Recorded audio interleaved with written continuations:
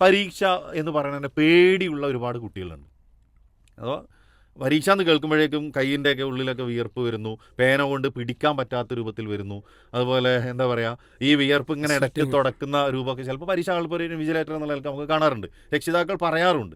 എന്താണ് അതിനും ഇതുമായിട്ട് ബന്ധപ്പെട്ടുള്ള ചോദ്യമായതുകൊണ്ട് എങ്ങനെയാണ് നമ്മൾ ആ ഒരു ചോദ്യത്തിന് നമ്മൾ പ്രേക്ഷകരോട് പ്രതികരിക്കുക? അതായത് ഏതൊരു കാര്യവും ഇപ്പോൾ നമ്മൾ പിന്നെ എനർജറ്റിക് ആയിട്ട് ഒരു കാര്യത്തെ നമ്മൾ സ്വീകരിക്കുന്നതും വൈമനസ്യത്തോടു കൂടി സ്വീകരിക്കുന്നതും വലിയ വ്യത്യാസമുണ്ടല്ലോ.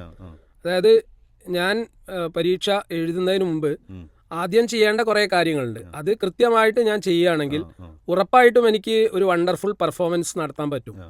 അപ്പോൾ ആദ്യം വേണ്ടത് മുന്നൊരുക്കാണ്, നല്ല പ്രിപ്പറേഷനാണ്. ആ പ്രിപ്പറേഷൻ നടത്തി കഴിഞ്ഞിട്ടുണ്ടെങ്കിൽ അത് എനിക്ക് സാധിക്കുമെന്ന് ഓട്ടോ സജഷൻ കൊടുക്കുക എന്നുള്ളത്, ആത്മനിർദ്ദേശം.